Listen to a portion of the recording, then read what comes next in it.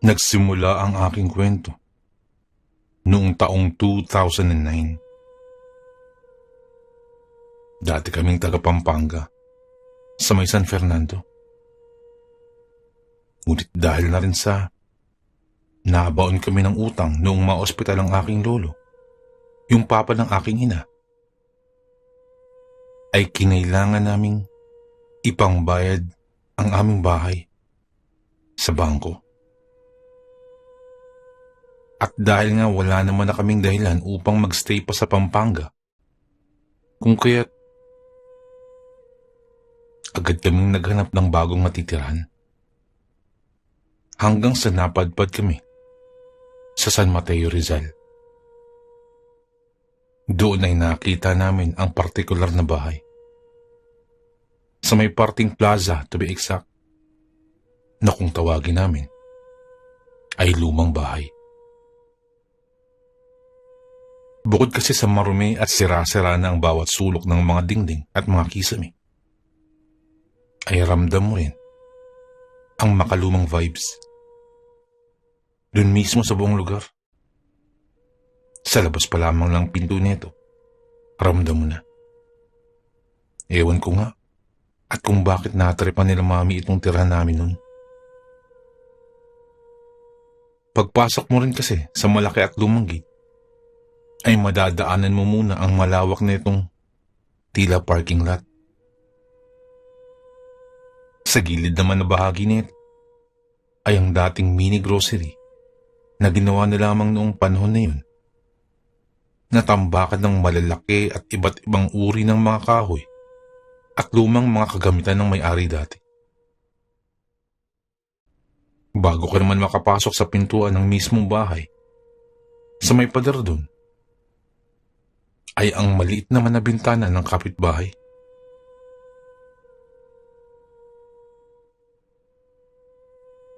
Kinabukasan, ito ang unang araw namin sa lumang bahay. Habang sabay-sabay na kumakain ang aming umagahan, ay agad na nagkwento ang aking ina ng naranasan niya nung nakaraang gabi.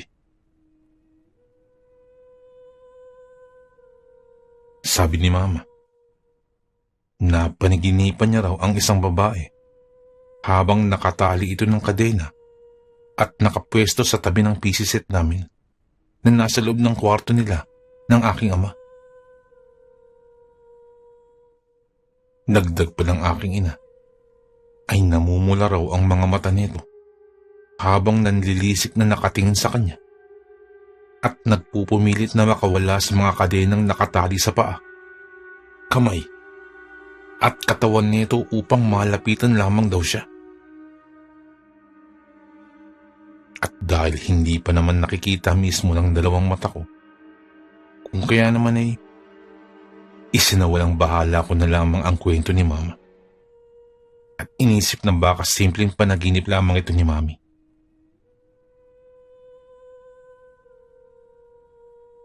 Ngunit nung mga sumunod na araw, tuwing magsi-CR ako sa madaling araw, nakakarinig ako ng mga yabag sa may kisame ng banyo na tila may tao ron na malakas ang trip. At sa ganung oras pa niya naisipang mag-explore. May mga pagkakataon din na tipong nasa kalagitnaan ka ng pag-ihi mo nang bigla ka na lamang may maririnig na kumakatok. Kung kaya't nauudlot na lamang ang aking pagbabanyo. Ang isa kong pinsan na lalaki ay dun sa may sala ang pwesto ang kanyang tulugan. At madalas niya rin daw yung naririnig. Ngunit katulad ko, ay isinasawalang bahala na lamang daw niya ito. Basta't hindi niya pa raw ito nakikita ng harapan.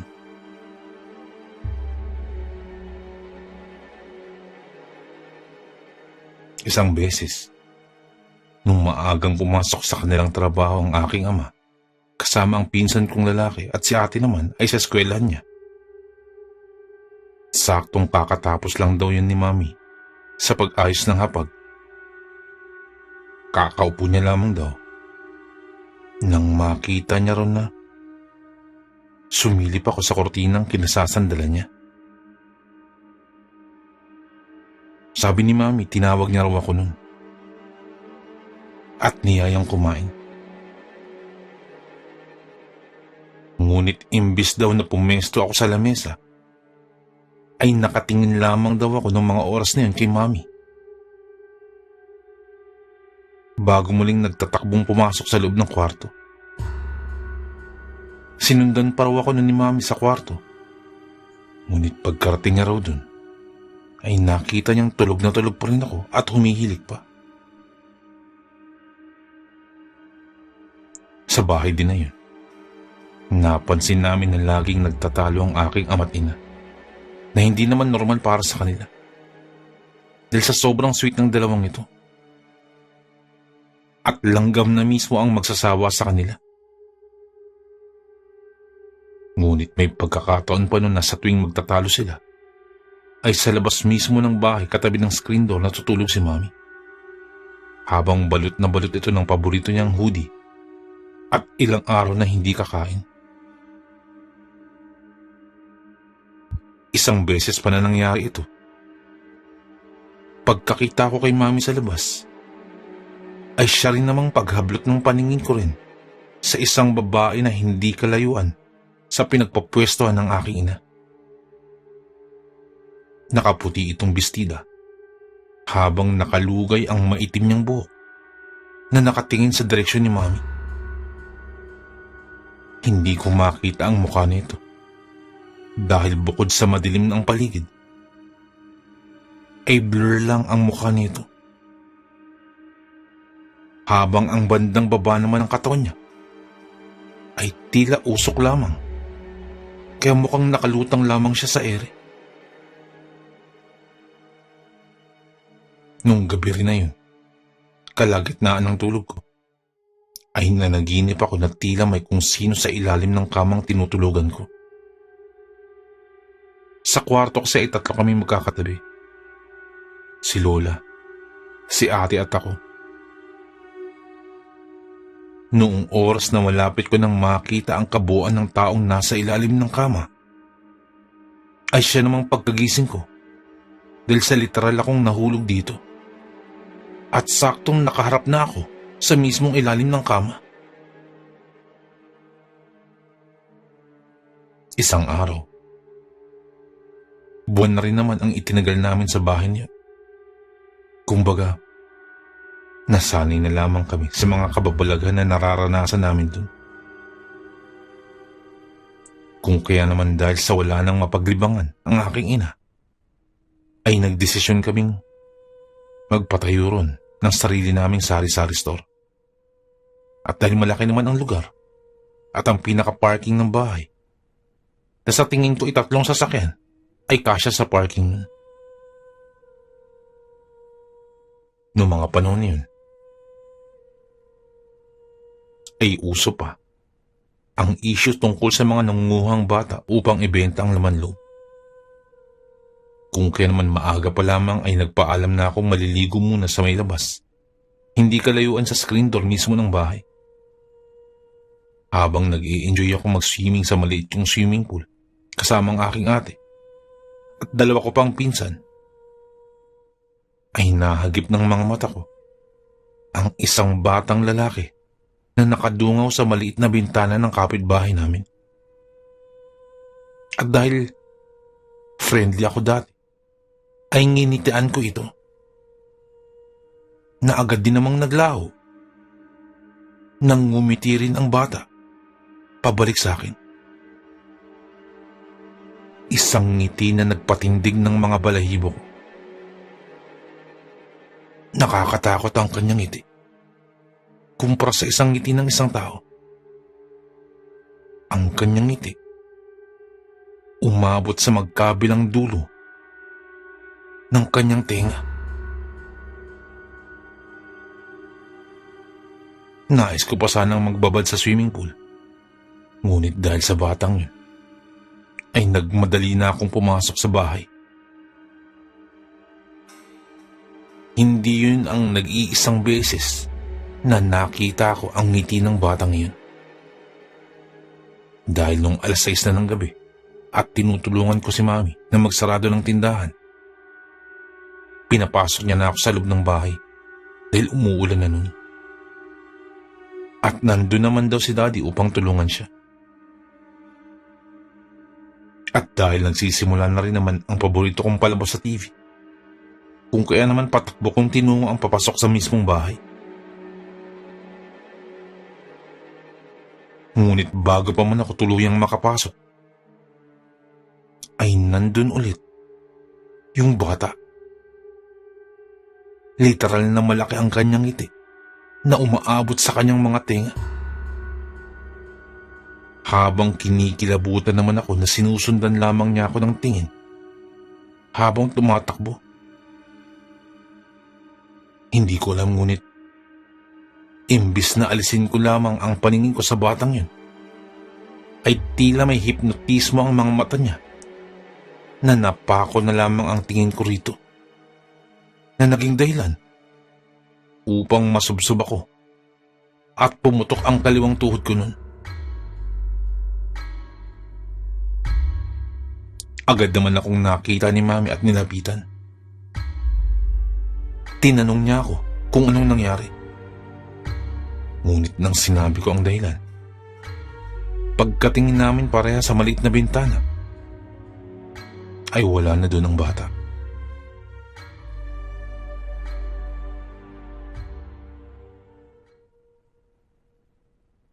Isang araw, napagdesisyonan naming mag-anak na magbakasyon muna sa bahay ng tiyuhin ko na malapit lamang din sa lumang bahay. At dahil maliit lang naman ang bahay nila tito, ay hindi pwede ang mga hayop doon. Kung kaya naman napilitan kaming iwanan na muna ang tandang na manok namin. Bata pa lamang ang ate ko, ay alaga na raw namin nun si Kulit. Marami na rin kaming nalipatang bahay. Ngunit nung lumipat kami sa lumang bahay, ay dun lamang siya namatay. Ang kwento ni Mami, nakita raw nilang pilay na si Kulit nung unang dalaw nila dito. Ngunit nung pangalawang beses na pinuntahan nila ito ulit, nakita raw nilang sunog na ang buong katawan nito.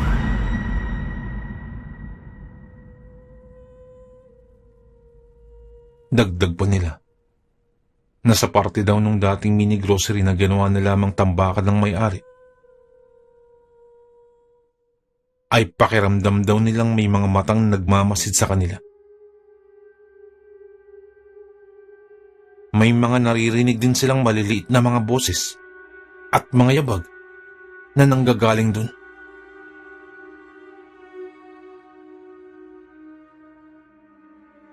Isang araw, nung muli kaming bumalik dun, ay agad na binuksan ni Mami ang tindahan. Sa tuwing tanghaling tapat din kasi, ay pinapatulog niya kaming magkapatid at magpipinsan.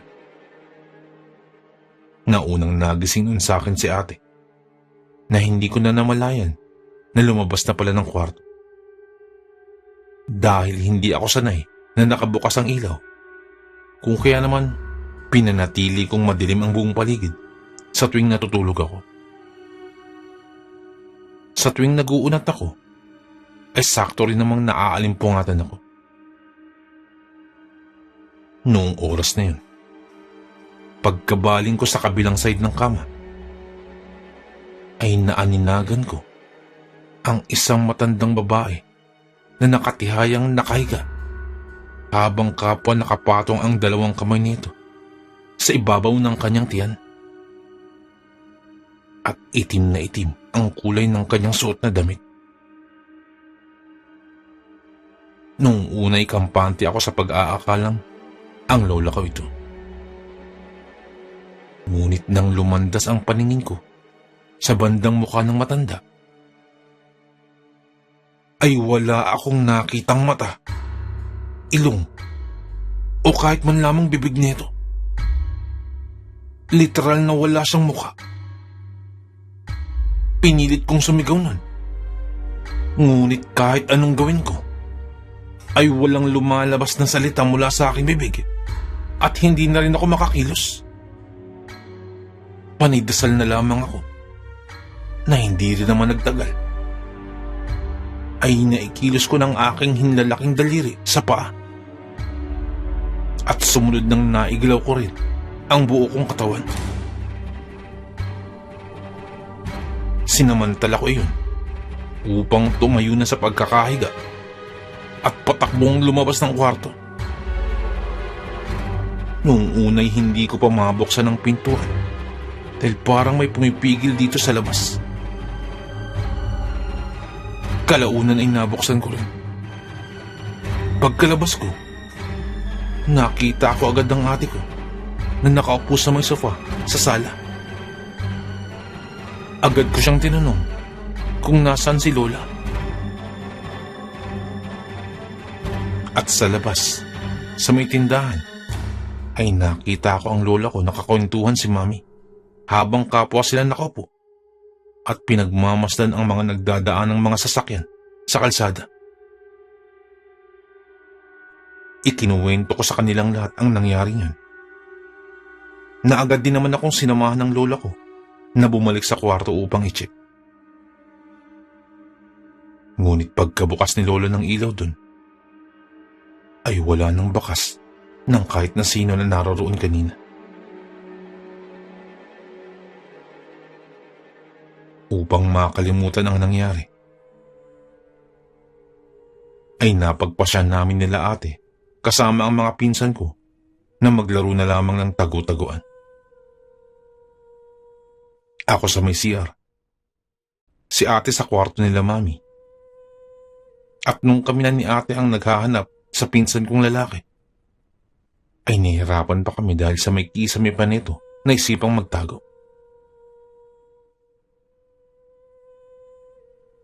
Kinagabihan, ang pinsan kong lalaki na kalaro namin kanina ay nagkaroon ng mataas na lagnat. Akala namin nung una ay dahil lamang ito sa lamig na nasa balikat niyang matagal nang iniinda. Kung kaya naman agad itong tiningnan ni Mami upang hilutin sana.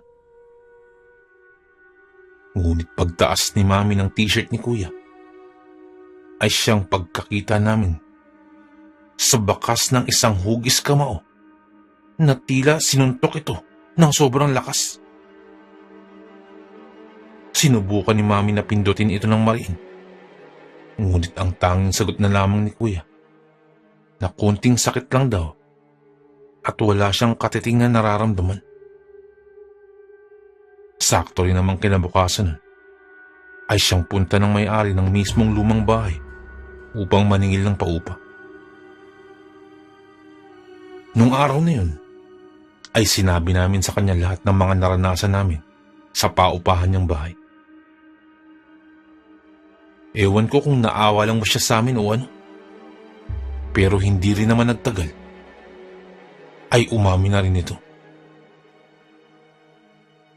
Ayon sa may-ari, dati raw na may nirape na babae dun. Pinatay din daw sa bahay na yun. Bukod dun, dati rin daw libingan ang lugar na yun bago niya mabili ang lupa. Na ipinatanggal na lamang daw ang mga ito bago niya patayuan ng bahay. Magmula nung araw na yan, nang nalaman namin yun, nagdesisyon na kaming umalis sa bahay na yun. Wala nga kaming problema sa espasyo dahil sa dami ng gamit na meron kami. Subalit, wala namang kaming kapanatagan kung anong magaganap sa pagsapit ng takip siling.